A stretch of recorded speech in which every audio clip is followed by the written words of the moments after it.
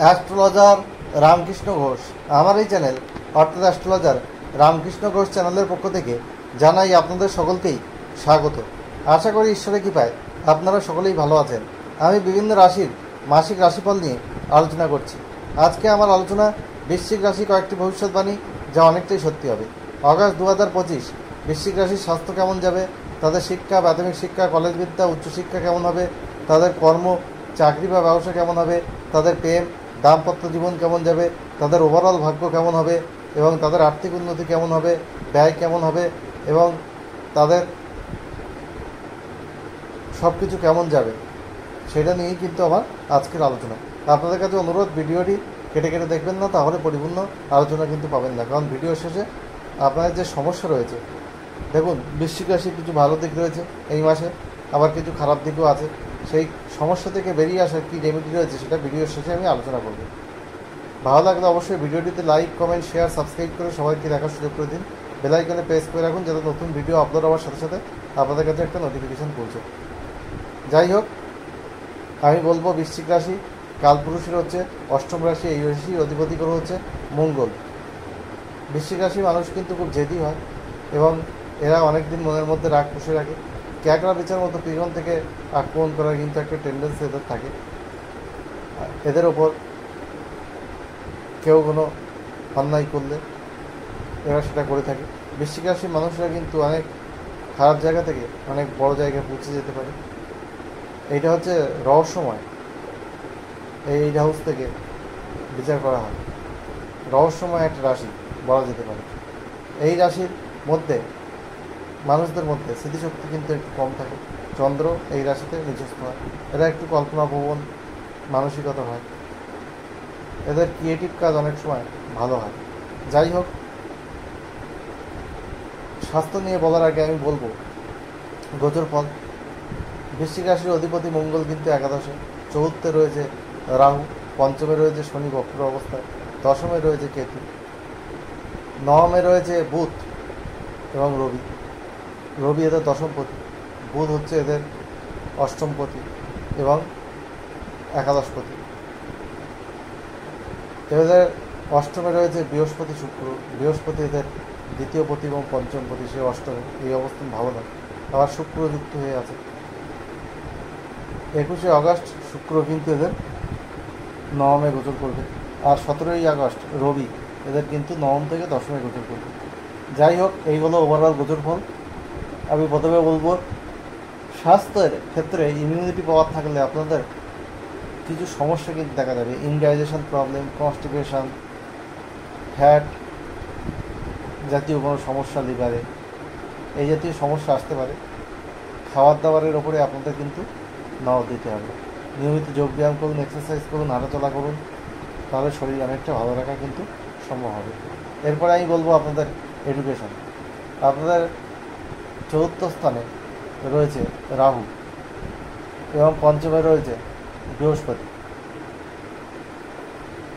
রাহু চতুর্থ,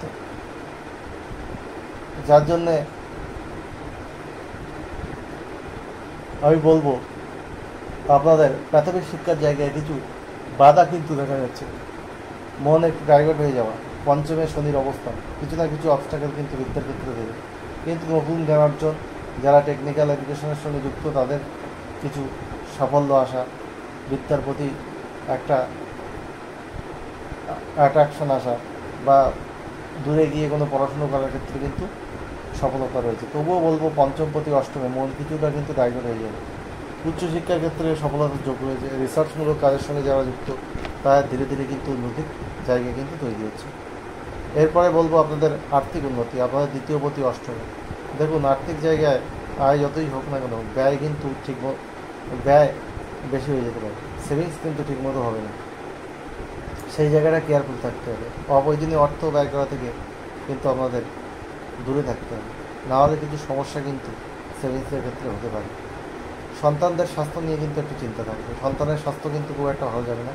তাদের academic performance বা এডুকেশন নিয়ে কিছু সমস্যা কিন্তু আসতে পারে।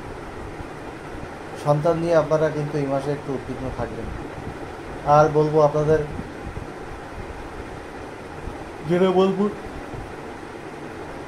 আপনাদের প্রেমের ক্ষেত্রে আপনাদের পঞ্চমপতি অষ্টমে, পঞ্চমে শনির অবস্থান কিছু কিন্তু অবস্টাকেল প্রেমের ক্ষেত্রে ওঠে। পার্টনারের মধ্যে ইগো প্রবলেম, একটু জেদ, এগুলো দেখা যাবে। ছোটোখাটো বিষয় নিয়ে অনেক বড় কিছু হয়ে যাওয়া, আর্গুমেন্ট হওয়া দুজনের মধ্যে, এইসব জায়গাগুলো কিন্তু তৈরি হবে। নিজেদেরকে একটু অ্যাডজাস্টমেন্ট করে চলতে হবে, কম্প্রোমাইজ করে চলতে হবে, তাহলেই কিন্তু প্রেম সম্পর্ক ভালো হবে। কিন্তু অ্যাডজাস্টমেন্ট কিন্তু প্রেমের ক্ষেত্রে আসার যোগ রয়েছে। প্রেম সম্পর্কে আমি খুব একটা ভালো বলতে পারছি না। বিবাহিত জীবনের ক্ষেত্রে আমি খুব একটা ভালো বলতে পারছি না, এক্ষেত্রে আমি মাঝারি বলবো।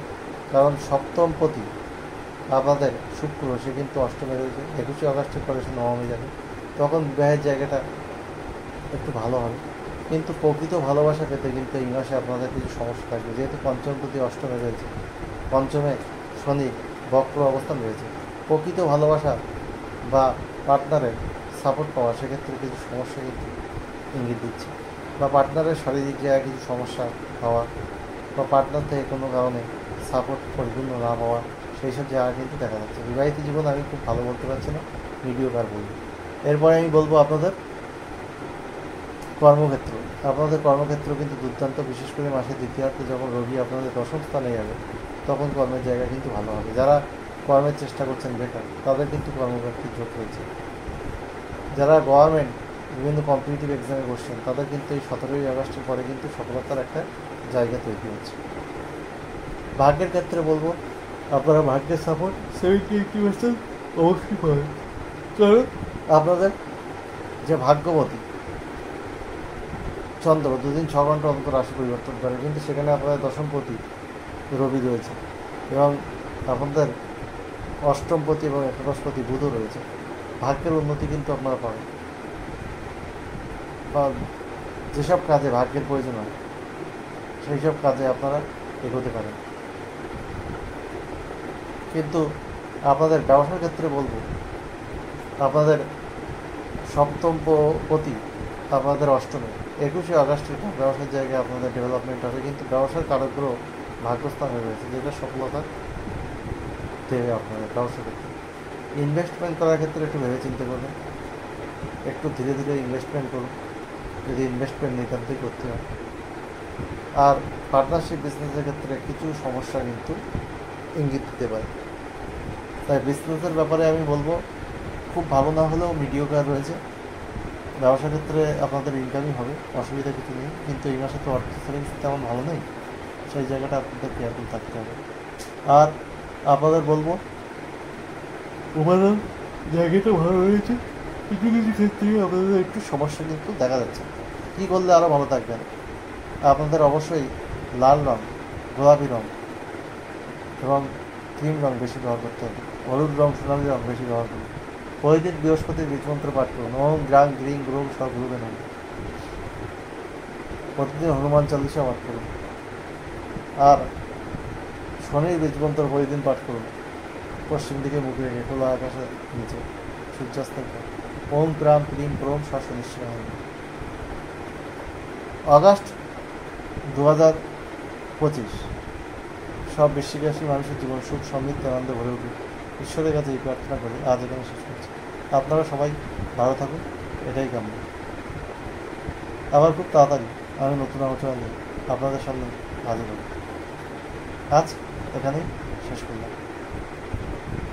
আগস্ট 2025 সব বৃশ্চিক রাশি মানুষের জীবন সুখ সমৃদ্ধি আনন্দে ভরে উঠুক। দেখুন, কিছু নেগেটিভিটি, কিছু পজিটিভ দিক কিন্তু রয়েছে, সেই জায়গাটাকে আপনাদের ওভারকাম করে আরও ভালোর দিকে অগ্রসর হতে হবে। ভালো লাগলে অবশ্যই চ্যানেলটি সাবস্ক্রাইব করে রাখবেন, এটা আপনাদের কাছে অনুরোধ করব। আজ এখানেই শেষ করলাম।